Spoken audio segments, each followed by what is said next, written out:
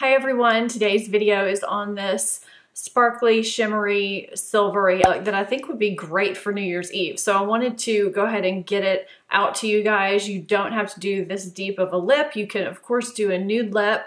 I am trying out some new products today. They're not all new, but some are. So I just wanted to do a video with them and share my thoughts with you. If you're not subscribed to my channel, hit that subscribe button and like this video. And I think we can get right into it. Stellar Limitless Foundation has been a surprise hit for me. It's in an acrylic bottle with a rubberized lid, very similar to NARS packaging, and it has a pump, although it's a plastic pump. It's not the best packaging I've seen, but it's not the worst.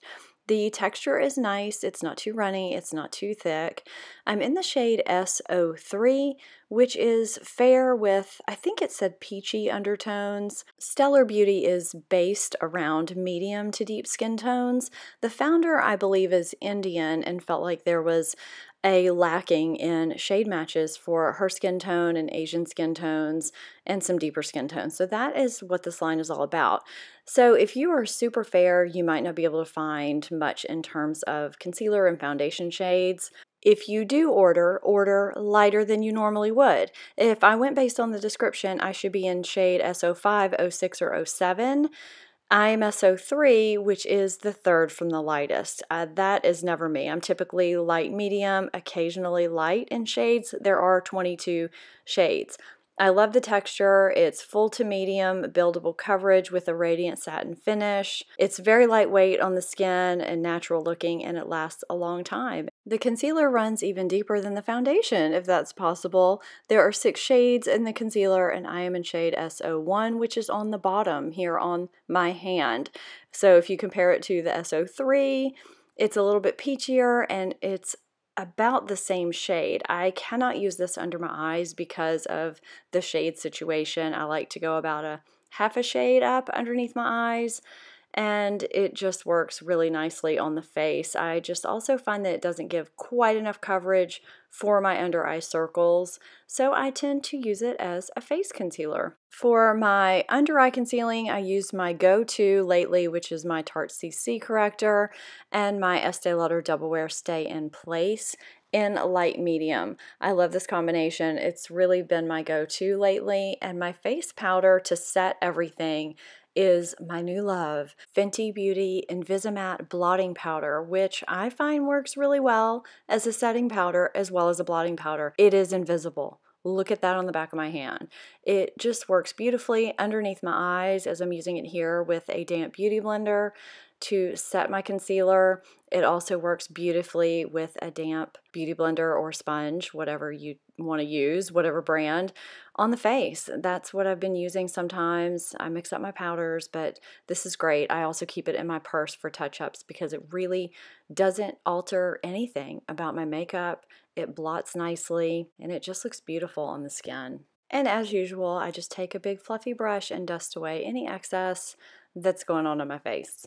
I'm going to be working from Stellar's Contour and Highlight palette and the Lunar palette there on the bottom. There's no mirror in these palettes, and the shadow palette came with these chintzy little brushes, which I promptly threw out, but other than that, they're fine. I'm going to first take this contour shade that I pointed to and put it into my transition area, which is right above the crease, slightly below the brow bone. If you have hooded eyes, it's good to do this because it helps it look not so pronounced and gives it a little bit of a shadow. Then I'm taking this muted blue shade, and I'm going to put this on a more pointed brush that's a little bit more targeted so that I can create an outer V. During this process, I'm looking straight into a mirror and using my lower lash line as a guide and continuing it upwards so that I have a little lift created, and I'm just taking the excess slightly into the crease and just drawing that outer V on. And now I'm making sure they're even between my two eyes because my eyes are not even with each other. I don't know many people that are, and so I'm just going back and forth. I'm applying this pale champagne beigey shade all over my lid with a dense brush that's been sprayed with Fix Plus. Applying glimmery or shimmery or metallic shadows wet can certainly enhance the shimmer and shine of those shadows. I'm going in with my finger on this grayish blue shimmery shadow because the finger does that same effect as well, and I'm blending that out and then taking this black shade and deepening the outer V. I really thought it just needed a little bit of extra oomph with that outer V just to enhance it since it is a nighttime look. And for my highlight, I'm using good old Wet n Wild Brulee. I know a lot of us have this shadow, and it can work as a base shade or as a highlight, especially if you're using deeper colors all over your eye. And so that's what I did. Becca Capri Coast has become one of my favorite bronzers to use all over the face, to use as a bronzer. I just love it. I'm taking it in that same transition area because I felt like this look needed a little more warmth. Sometimes if I go really cool on the eyes, adding a little bit more warmth in that transition really helps. Next, I'm taking Too Faced Glitter Glue, a teeny tiny little dab, and I'm splitting it between my two fingers and placing that on each eye in simple patting motions so as not to disturb what I just did underneath it. But I'm taking this silvery glittery shade over on the far right of this palette, placing it on my finger and putting it over the top of what I've already done. And this is what's going to give the impact to this entire look. Because I already have foundation on, I'm sweeping away the excess glitter with a brush. And now I'm taking that contour shade and running it along my lower lash line. The Master Precise Curvy Liner by Maybelline is also a surprise hit for me. It's got this pointed triangular shaped marker type tip, and you turn it on its side to get a fine line when you're using it. I can use it for an easy everyday look or a nighttime look like I'm doing here to just trace it all along my lash line and kind of go a little wider towards that outer third to get a slight lift to that outer corner. And then for a flick or a wing, I just draw it out, extending the direction of that lower lash line. I think it's so easy because it's so stiff. Some of the felt tip liners and brush liners, liquid liners, can be a little cumbersome and hard to use if you have hooded lids or any creases to deal with because the tip is kind of wiggly, and this one is not, and it's really dark. On the bottom lash line, I'm just taking that deeper smoky blue gray that I used on the outer V very, very lightly. My first coat of mascara is Catrice Rock Couture 24-Hour Extreme Volume Mascara, waterproof to hold my curl, followed by Chanel Le Volume de Chanel Mascara. You could go in with false lashes if you want. I just didn't today. My lip liner is Charlotte Tilbury Pillow Talk. And it's time for face. I'm going in with the contour to contour and the highlight over there on the left for my face highlight. I really like this contour shade. I was a little skeptical at first. I thought it might be too warm. It kind of looked like it could be a bronzer shade. It's almost that in between. You know how there's some that can be contours or bronzers? I think this is one of those. It's a little bit cool. It's a little bit warm. It can kind of multitask and warm up the face if you need it to, or be a contour. But I'm using it really everywhere. Forehead, cheeks, chin, nose, everywhere, and it worked really, really nicely. Now I am also going in with a bronzer because I just really like this bronzer and it does give a little bit more warmth, and I think that I can get away with that with this cooler eye look. It does help liven up the face and just give it a little life. I really do like this highlighter. It's not a subtle highlighter, but sometimes that's okay. This is a nice contour and highlight palette. I'm liking what I'm seeing. Stellar Beauty's Cosmic Blush in Flare is this beautiful coral pink with some glimmer to it.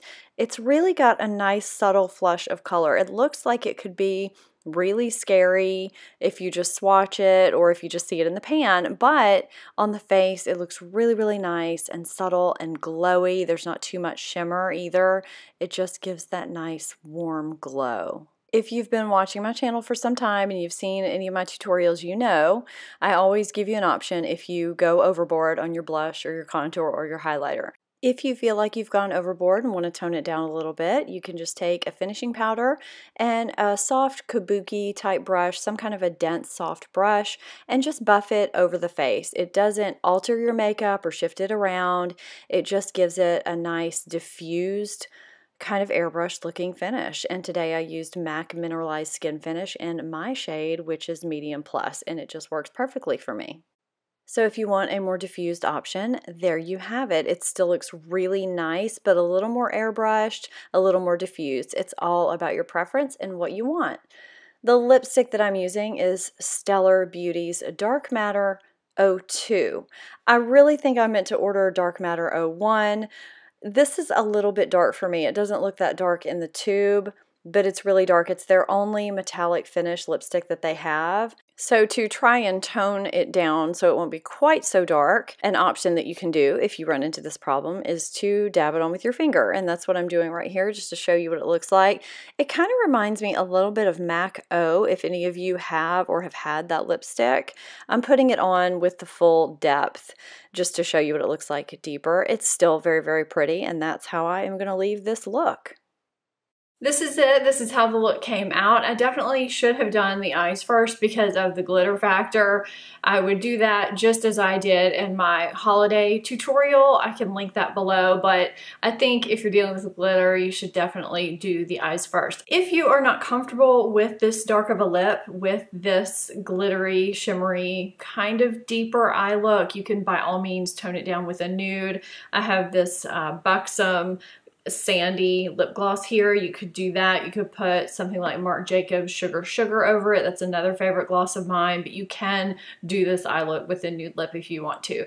I will say this foundation has become a favorite of mine. I really have been enjoying it over the past couple of weeks that I've been wearing it off and on. It kind of reminds me a little bit of Tarte Rainforest of the Sea, just the consistency of it and the finish and the wear. I really, really do like it. It's a kind of a hidden gem that I would not have discovered had I not been able to try this brand out. I just don't think that I would have thought to order it having known nothing about this brand. So I'm really thankful that I got to try out these products because I discovered this foundation. I hope you enjoyed this overall look. If you haven't entered my 30K beauty holiday giveaway, it does end on January 4th. So head over to that video and enter. It is linked down below. If you're not subscribed to my channel, please hit that subscribe button and like this video. I'll put my social media links on the screen and down below so that you can follow me over there too. And I will see you guys next time. Thank you so much for watching.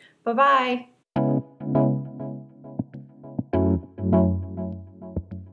Thank you.